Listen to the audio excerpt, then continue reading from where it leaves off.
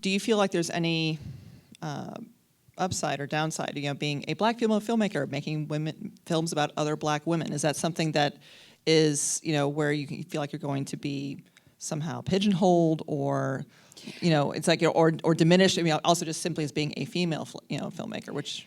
I mean, I worried about that going into this. This is why I was adamant about not making another film about a black woman. But it was... But then who was going to make the film? And so I kept feeling like I have also a responsibility to make films that I want to see.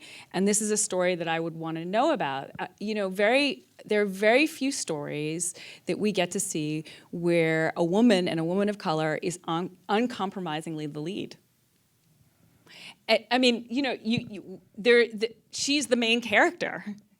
And she wins in the end, and I find that astonishing. Most of our stories are about us as victims, and we lose, and we're noble, and everyone gets to feel good. You tried. But the thing about Angela that is both attractive and also frustrating is she really doesn't care what any of us think.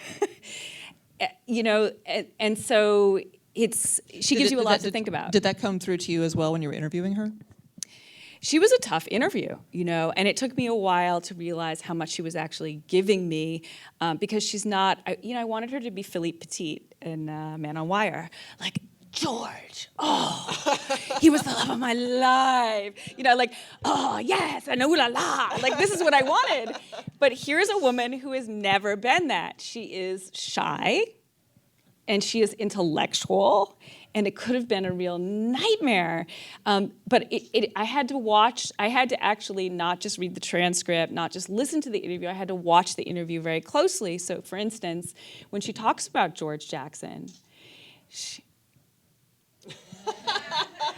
and then she says he was a passionate writer. I mean, she doesn't wiggle with a smile on her face, but like ladies, when we wiggle and pat our hair, what are we saying?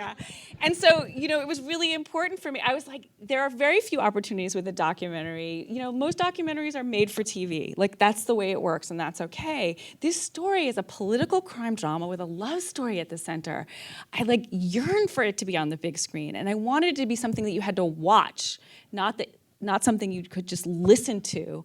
And I had to kind of also pay attention to her interview in that way. And there's so much information there that if you just watch closely,